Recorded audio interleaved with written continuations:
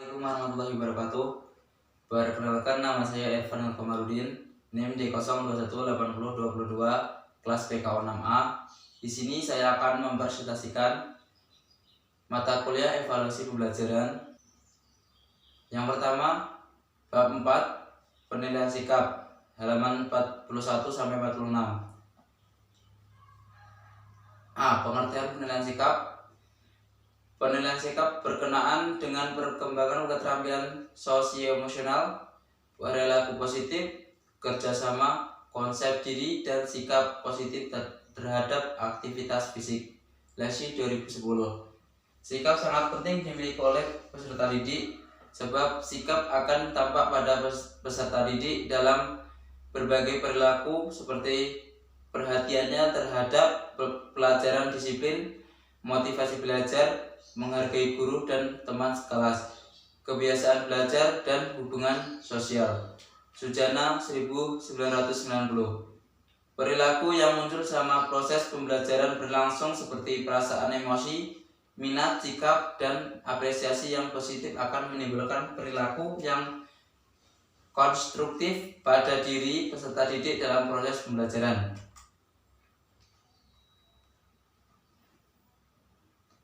Jika peserta didik memiliki sikap positif terhadap pembelajaran, peserta didik cenderung akan memiliki sikap untuk terus belajar di masa yang akan datang.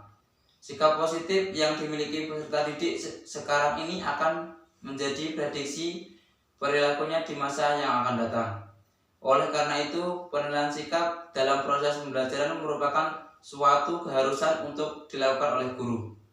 Dalam kurikulum sebelumnya, aspek sikap bukan satu-satunya aspek yang menjadi suatu keharusan dicapai oleh peserta didik, tetapi dalam kurikulum 2013, sikap merupakan domain yang harus dikembangkan dalam setiap mata pelajaran.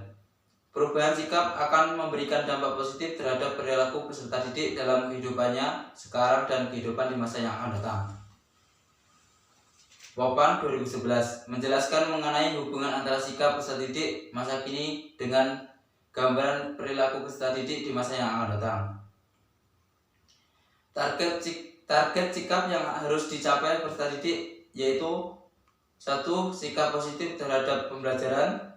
2. Sikap positif terhadap dirinya sendiri. 3. Sikap positif terhadap dirinya sebagai peserta didik. 4. Sikap positif terhadap seseorang yang berbeda dengannya. Sikap yang juga diperhatikan dalam peserta didik adalah nilai. Nilai merupakan suatu keyakinan peserta didik terhadap perbuatan, tindakan, dan tingkah laku yang dianggap baik dan buruk. Peserta didik harus memiliki nilai-nilai sebagai berikut. 1. Honesty atau kejujuran, yaitu peserta didik harus menghargai kejujuran dalam berinteraksi kepada orang lain.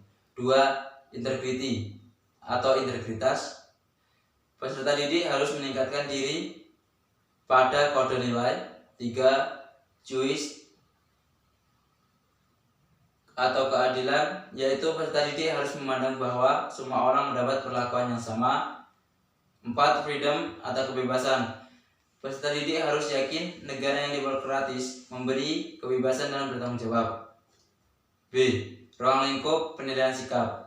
Caldwell, DKK, Master 2000, mengklarifikasi kemampuan tersebut yaitu 1. Receiving atau menerima, yaitu kepekaan dalam menerima rangsangan dari luar yang datang kepada peserta didik dalam bentuk masalah, situasi, gejala, dan sebagainya. 2. Responding atau menanggapi atau menjawab, yaitu reaksi yang diberikan peserta didik terhadap stimulasi yang datang dari luar, yang tercermin dalam kemampuan berdiskusi, debat, setuju terhadap sesuatu yang didengar atau dilihatnya. 3. Following atau menilai, yaitu kemampuan peserta didik untuk menilai dan memberikan kepercayaan terhadap gejala atau stimulus tadi. Hal ini termasuk kesediaan menerima nilai, latar belakang, pengalaman untuk menilai, dan kesepakatan terhadap nilai. 4. Organizing atau mengelola, yaitu pengembangan dari nilai ke dalam satu sistem organisasi, termasuk hubungan satu nilai dengan nilai lain, pemantapan prioritas nilai yang telah dimilikinya. 5. Characterization atau menghayati, yaitu keterpaduan semua sistem nilai yang telah dimiliki peserta didik yang mempengaruhi pola kepribadian dan perilakunya dalam kehidupannya. Dilanjutkan bab 5, penilaian pengetahuan, halaman 61-68.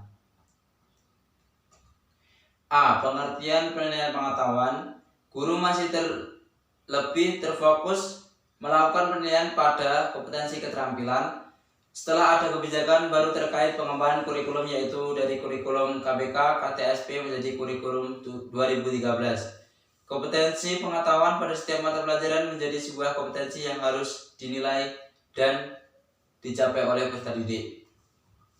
B. Ruang lingkup pengetahuan. Penilaian pengetahuan mengacu pada klarifikasi Bloom yang menunjukkan bahwa pada proses pengetahuan terus mengikat, yaitu berupa tingkatan hierarki yang harus disesuaikan dengan tingkat pengetahuan dan tahap perkembangan peserta didik dan bersifat realistik. Hierarki Bloom mencerminkan suatu proses berpikir yang sistematis, mulai dari kemampuan berpikir tingkat rendah sampai pada kemampuan berpikir tingkat tinggi, atau kemampuan berpikir dari kognitif 1 atau C1 sampai kognitif 6 atau C6. Kompetensi pengetahuan dalam taksonomi Bloom 1956 diklarifikasikan menjadi 6 tingkatan proses kognisi yang tersusun secara sistematis, yaitu dari berpikir yang sederhana sampai berpikir kompleks. Pengetahuan dalam bentuk hierarki terdiri dari pengetahuan, pemahaman, penerapan, analisis, sintesis, dan evaluasi.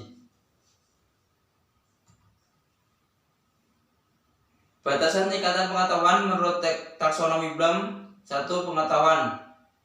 Pengetahuan adalah kemampuan untuk mengungkap atau mengingat kembali fakta-fakta yang sederhana, baik konsep, istilah, tanpa harus dimengerti, atau peserta didik dituntut untuk dapat menyebutkan kembali atau menghafal saja.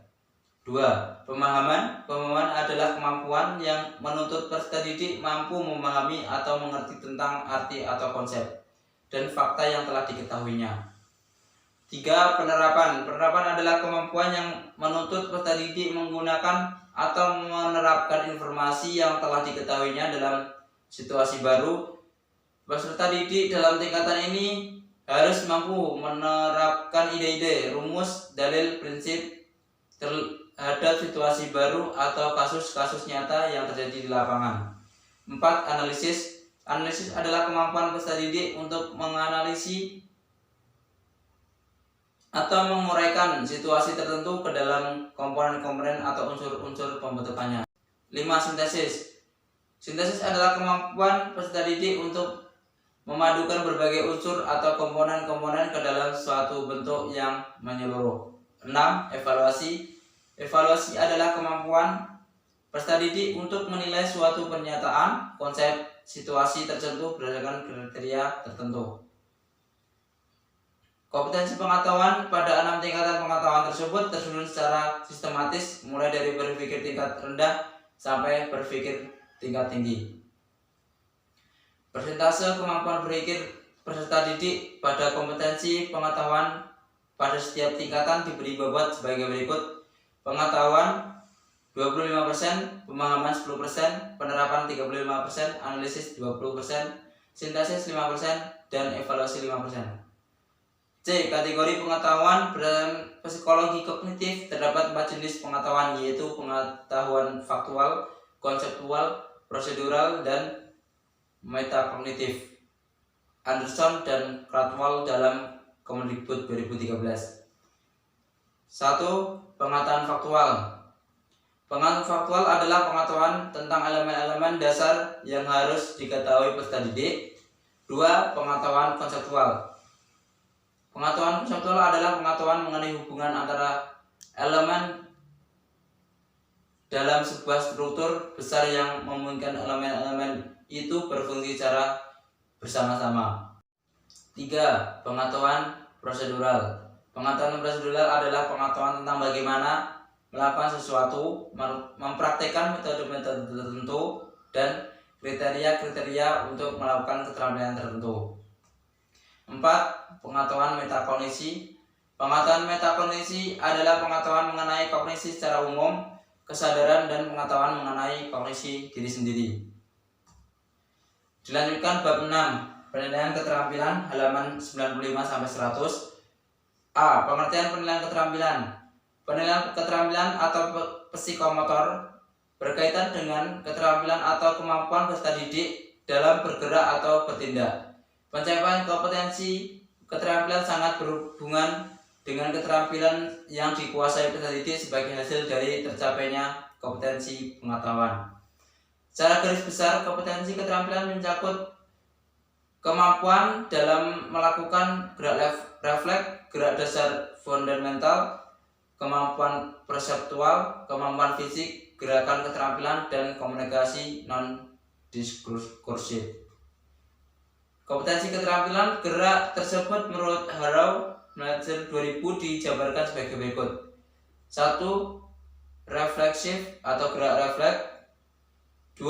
Basic fundamental, gerak dasar fundamental. A. Gerak lokomotor. B. Gerak non-lokomotor. C. Gerak manipulatif. 3. Perceptual abilities atau kemampuan perseptual. 4. Physical ability atau kemampuan fisik. 5. Complex skill atau keterampilan skill. 6. Non-diskursif.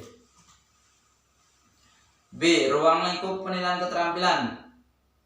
Penilaian pada kompetensi keterampilan menurut Kunandar 2013 dibagi ke dalam 5 jenjang proses berpikir, yaitu imitasi, manipulasi, presisi, artikulasi, naturalisasi.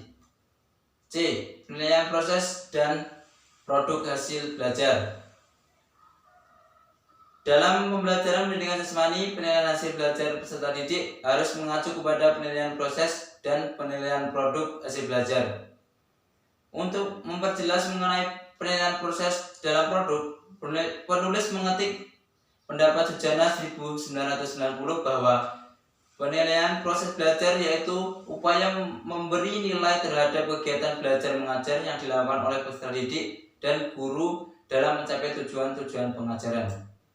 D. Teknik dan instrumen penilaian keterampilan.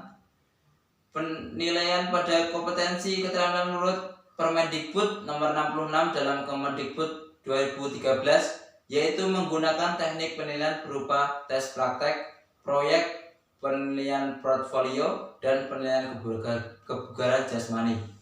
1. Tes praktek. Menurut Arifin 2009, tes praktek adalah tes yang menentu jawaban peserta didik dalam bentuk perilaku, tindakan, atau perbuatan. Menurut Stiggins 1994, tes praktek atau tindakan adalah suatu bentuk di mana peserta didik diminta untuk melakukan kegiatan khusus di bawah pengawasan penguji yang akan mengobservasi penampilannya dalam membuat keputusan tentang kualitas hasil belajar yang dimiliki yang didemonstrasikan. Penilaian keterampilan dilakukan pada proses dan hasil belajar. Penilaian proses merupakan upaya memberikan nilai terhadap kegiatan pembelajaran yang dilakukan oleh peserta didik dan guru dalam mencapai tujuan pembelajaran. Langkah-langkah yang harus guru pendidikan jasmani lakukan dalam penilaian untuk kerja adalah sebagai berikut. 1. Tetapkan kompetensi dasar atau KD yang akan dinilai dengan teknik penilaian untuk kerja beserta indikator-indikatornya. 2. Identifikasi semua langkah-langkah penting yang perlukan atau yang akan mempengaruhi hasil akhir yang terbaik. 3. Tulislah perilaku kemampuan-kemampuan spesifik yang penting diperlukan untuk menyelesaikan tugas dan menghasilkan hasil akhir yang terbaik. 4. Rumuskan kriteria kemampuan yang akan diukur atau tidak terlalu banyak sehingga semua kriteria tersebut tidak diobservasi selama peserta didik melakukan tugas. 5. definisikan dengan jelas kriteria kemampuan-kemampuan yang akan diukur atau karakteristik produk yang dihasilkan harus dapat diamati. 6. Urutkan kriteria-kriteria kemampuan yang akan diukur berdasarkan urutan yang akan diamati. 7. Kalau ada periksa kembali dan bandingkan dengan kriteria-kriteria kemampuan yang sudah dibuat sebelumnya oleh orang lain di lapangan. Terima kasih. Cukup sekian presentasi dari saya. Wassalamualaikum warahmatullahi wabarakatuh.